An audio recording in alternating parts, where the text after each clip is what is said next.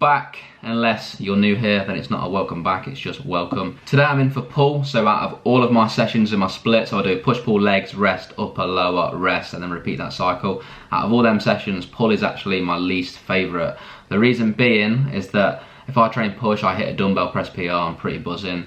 If I train legs and hit a squat PR, I'm pretty buzzing. I do my hip hinge movement on a lower day just because of recovery reasons, so I get quite a bit of a buzz if I hit a deadlift PR. But then on pull, I don't really have that big lift like I do. It's just like pull downs and rows, so I don't really get much of a buzz from it. But regardless, it's a good time, I get a good pump, and we try and beat the logbook numbers regardless of whatever exercise it is, and that's what's going to drive us to gaining more muscle. Let me know what your favourite session is in your current split, because maybe I'm the only one that doesn't enjoy training back. Everyone seems to really enjoy it, bar me, but whatever.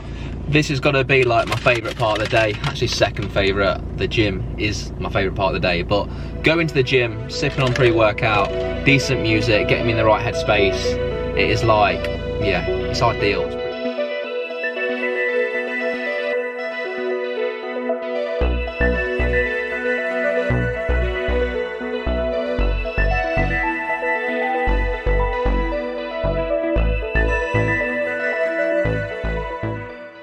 Right guys, I'm going to do a voiceover for this video just because I trained on my own, so it's just easier to do the voiceover rather than talk to a camera in front of, you know, a busy gym and look like a bit of a freak. So we're doing the voiceover. So first exercise, you'll notice I'm doing like a lat pull down on a cable stack.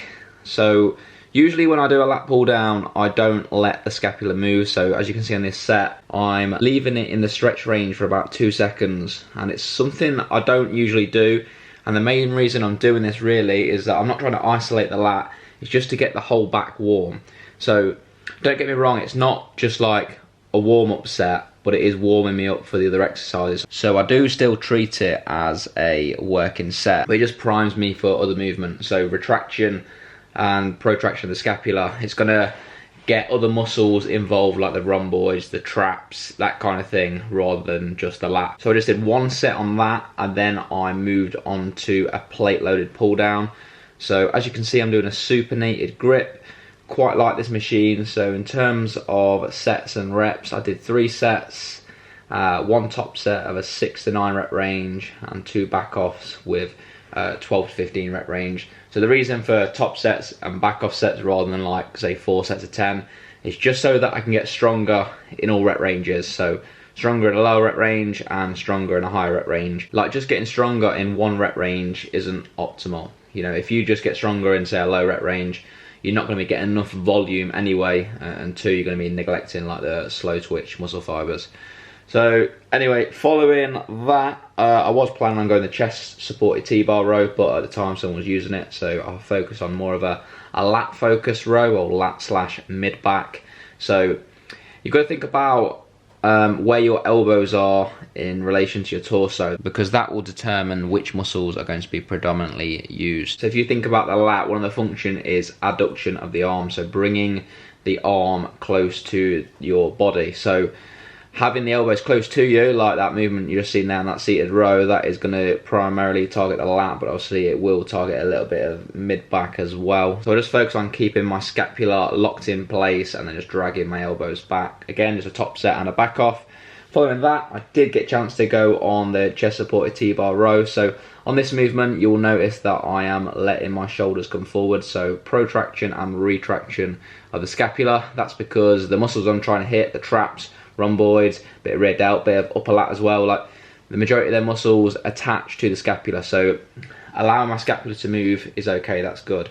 Whereas if you're trying to isolate the lat on its own, then obviously, like I said, you choose a different grip anyway to get your elbow closer to your body, and I wouldn't let the scapula move because obviously the lat doesn't attach to the scapula, so allowing the scapula to move doesn't make any sense. It's not going to benefit us at all. Anyway, after that, we went on to arms. I say we like I'm with someone. I'm a bit of a loner, so I went on to training arms. So I did rope hammer curl. So with bicep training, you've just got to make sure you're hitting both the heads, the short head of the bicep and the long head.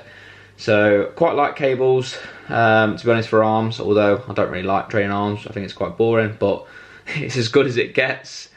So yeah, did the rope curl, and then I went on to a flat bar cable curl. So I'd usually use a easy bar, but there wasn't one around. I think the guy downstairs was using it, and I thought, you know, my wrists aren't too bad in terms of mobility. Well, they are, but it's okay for curls. So yeah, just flat bar cable curl. So 3 sets for both of them exercises for the biceps, and the last set I just did a drop set. And yeah, it was a good way just to get some blood in the muscle. Obviously your biceps are going to get worked with any pulling movement really, so just add in 4 to 6 sets, I'd say, depending on how much volume you can handle and how much attention your arms needs. That's all you need. You don't need to be doing like 10 to 15 sets on arms at the end of your push and pull sessions, at least in my opinion anyway. I've not got the biggest arms in the world, but yeah, I firmly believe that you don't need to go overkill on arm volume. After that, it was time for rear delts, so I opted for the cable machine just because I don't think there's any other option really in that gym other than doing like dumbbell rear delt flies. And the reason I don't really like the dumbbell rear delt flies is that there's not really constant tension on the muscle, whereas with a cable or a machine there is. So the main tip for this really, if you want a tip, is just keeping your shoulders protracted and thinking about abduction of the arm and not retraction, because the rear delt isn't responsible for retraction. Because if you do allow your scapula to retract through the movement, you're going to get a lot of trap engagement, and it's going to take away a lot of the tension away from the rear delts. Following that, the last exercise I finished on a shrug. So just 1 set, rest pause, just focus on elevation and retraction on a shrug. So guys, I am wrapping the video up there. This is the end of the video. Reflecting back on the session, it's not going to be one I'm going to remember, but you know, like I said earlier at the start of the video, is that pull sessions isn't one I get too excited about, but progressed from the last session's numbers, which is the main thing. That's what we need to do to increase muscle mass. But hopefully this video provided some kind of value to people watching it, whether you learned something or just for entertainment purposes. Although one thing I did learn in this video is that I'm extremely pale right now, so my physique isn't looking too aesthetically pleasing. The paleness of me, what am I talking about? Me being pale and the lighting in the gym just completely washing out my physique isn't the most flattering look, but whatever. The goal is just to make videos, enjoy making them, which is what I do, and hopefully some of you guys can take something from it. So if you did like the video, please drop it a like to show your support, and subscribe to the channel if you haven't yet. That would be amazing. Let's try and get to 300 subscribers quite soon. Cheers for watching guys, and I'll see you in the next video.